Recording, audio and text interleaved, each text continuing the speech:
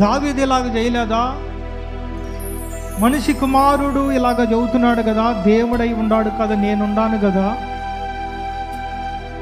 నాలోని వాడు స్నానం చేసినా స్నానం చేయకపోయినా రొట్టెలు తీసుకుంటే నేను వాళ్ళని పరిశుద్ధపరిచే దేవుడు నేనే. అందులో సభ్యులు కొడదాం. హల్లెలూయా, హల్లెలూయా. ఏం చేస్తాడంట? పరిశుద్ధపరుస్తాడు. మనం చెప్పాం, అయోగ్యంగా నా బలాలు చేయేస్తే వాడు శాపానికి గురై మరణానికి గురవుతాడు. అయోగ్యంగా అంటే ఏంటి గుర్తుపెట్టుకోండి. దానికి దీనికి కూడా నేను చెబుతానండి. అయోగ్యంగా అంటే బల్ల తీసుకొని రొట్టెలు ఆయన శరీరం తీసుకుంటా మందు తాగటం, ఆయన రొట్టెలు ఆయన శరీరం తీసుకుంటా దొంగతనాలు చేయటం, ఆయన రొట్టెలు ఆయన శరీరం తీసుకుంటా వ్యభిచారాలు చేయటం, ఇవన్నీ చేస్తే ఏమొచ్చిందో అయోగ్యంగా చేయి వేసినట్లు లెక్క.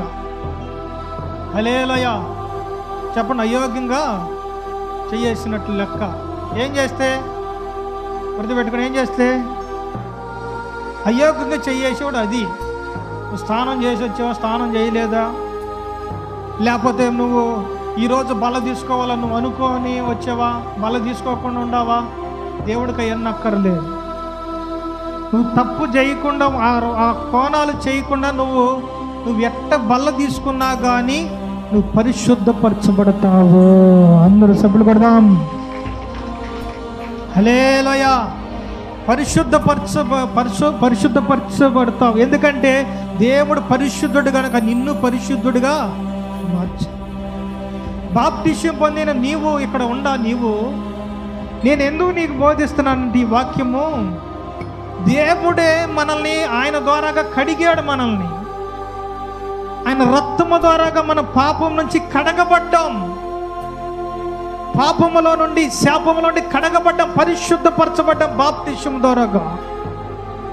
ఇక మరలా సిద్ధపాటు ఏందండి? మరలా సిద్ధపాటు చేసుకునేది ఏంది? హల్లెలూయా. సిద్ధపాటు చేసుకునేది ఏందండి? మనం సిద్ధపాటు చేసే దేవుడు మనకు తోడై ఉండగా మనం ఎట్లాగైనా దేవుడు బల్ల తీసుకోవచ్చు. అందరు సభ్యులు కొడదాం. హల్లెలూయా, హల్లెలూయా. ఇంకా ఉంది చాలా వాక్యాలు రొట్టె గురించి చెప్పాలంటే. ఆయన శరీరం ఆయన రక్తం తీసుకోవాలంటే ఇంకా ఉందండి. తల స్నానం చేసి తీసుకోవచ్చు, స్నానం చేయకపోయినా తీసుకోవచ్చు. ఇంకా ఉంది. కాకపోతే జనానికి ఏంటంటే ఒకటి పడింది, అది ఏంటంటే స్నానం చేసే బాగోవాలి చర్చికి. కొంతమందిని అడుగుతా, ఎందుకు అక్క ప్రార్థన రాలేదంటే నీళ్ళు రాలేదయ్యా, అందుకే ప్రార్థన రాలేదు, స్నానం చేయకుండా చర్చికి ఎట్ట వచ్చేది అంటున్నారు. హల్లెలూయా. ఈయన పై శుద్ధి అడుగుతాడా, హృదయ శుద్ధి అడిగాడు దేవుడు? చెప్పండి, ఏం అడిగాడు? పై శుద్ధి అడిగాడా, హృదయ శుద్ధి అడిగాడా? హృదయ శుద్ధి అడిగాడు. కాళ్ళు గడుక్కొని దేవుడు మందిరంలోకి వచ్చిన తప్పేం లేదండి.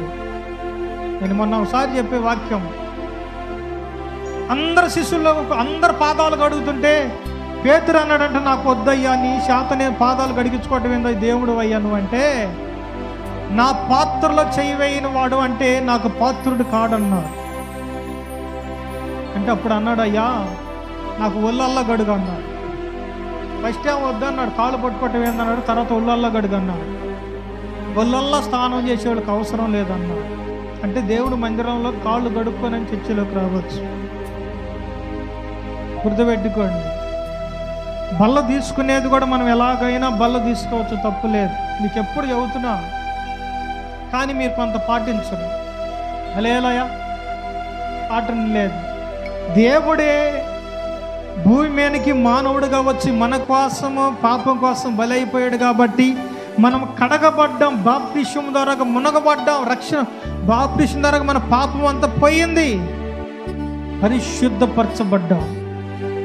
కాకపోతే దేవుడు మందిరంలోకి వచ్చేటప్పుడు, మనం దేవుడి సన్నిధిలోకి వచ్చినప్పుడు పరిశుద్ధపరచబడతాము. హల్లెలూయా. గబక్కన ఏదన్నా బల్ల తీసుకునేటప్పుడు 2 నిమిషాలు చాలు. నేను పాపినని ఒప్పుకోవటం తెలుసా? బల్ల తీసుకునేటప్పుడు అందుకే అమ్మ పోయిన వారం నుంచి ఈ వారం వరకు ఏదైనా తప్పు చేసిన క్షమించు, అడుగు, నోటి ద్వారాగా మాట ద్వారాగా అడగమని చెబుతాం. కొంతమంది ప్రార్థన చేస్తారు కూడా, దేవా మా తప్పులుంటే క్షమించు. ఏం చేస్తే తప్పులు ఉంటే క్షమించు. క్షమించేది ఎవరు? నేనా దేవుడా? దేవుడు. హల్లెలూయా, హల్లెలూయా. అసలు కరెక్ట్గా ఉండేవాళ్ళు ఎవరన్నా ఉన్నారా? చేయలేదండి. హల్లెలూయా. కరెక్ట్గా ఉండేవాళ్ళు ఎవరన్నా ఉన్నారా? చేయలేదండి. పోయిన వారం నుండి ఈ వారం వరకు మీలో కరెక్ట్గా ఉన్నవాళ్ళు ఎవరైనా చేయలేదండి. ఏంది ఎవరు ఎత్తరేంది? హల్లెలూయా. ఏదో ఒక పొరపాటు ఉంటుంది, ఏమన్నదా? గబక్కన మన మీరు భర్తను తిట్టవచ్చు, బిడ్డలను తిట్టవచ్చు. నేనే ఉన్నా, నా భార్యని గబక్కన కాపాడవచ్చు, బిడ్డను తిట్టవచ్చు. లేదా కొన్ని తప్పులు ఉంటాయి మనలో. అలాంటి తప్పులు ఏం చేయాలి? సరిదిద్దుకోవాలి. సరిదిద్దుకోవాలంటే ఏం చేయాలి? ఒప్పుకోవాలి. ఏం చేయాలి చెప్పండి? ఏం చేయాలి? మురికైతే ఏం చేస్తాం? ఒంటికి ఏం చేస్తాం? శుభ్రంగా స్నానము. మనం కూడా ఏం చేయాలి? శుభ్రంగా యేసు రక్తము ద్వారాగా, ఆయన రక్తము ద్వారా, శరీరం ద్వారాగా కడుక్కోవాలి. దేని ద్వారాగా? బల్ల ద్వారాగా. దేని ద్వారా చెప్పండి? బల్ల ద్వారాగా. బాప్టిస్మము ద్వారాగా, బల్ల ద్వారాగా పరిశుద్ధపరచుకోవాలి. బల్ల తీసుకోండి, తప్పులేదు. బల్ల అంటే దేవుడి శరీరం, దేవుడి రక్తమే. అది తీసుకుంటే మనకేముంటుందంటే పరిశుద్ధాత్మ దేవుడు మనలో ఉంటాడు కాబట్టి రోగాలు పోతాయి, సమస్యలు పోతాయి, కష్టాలు పోతాయి, అన్నీ పోయి పరిశుద్ధపరచబడతాం. హల్లెలూయా. ఏం చేయబడతాం? పరిశుద్ధపరచబడతాం. మరి ప్రార్థన చేసుకుందాం. తల్ల వంచండి. బల్ల తీసుకునే వాళ్ళు అందరూ కూడా మోకరించండి. మోకాళ్ళ మీద ఉన్నవాళ్ళు మామూలుగా కూర్చోండి, ఏం కాదు. ముసలోళ్ళు అయితే హల్లెలూయా. కుర్రోళ్ళు అయితే మోకరించండి.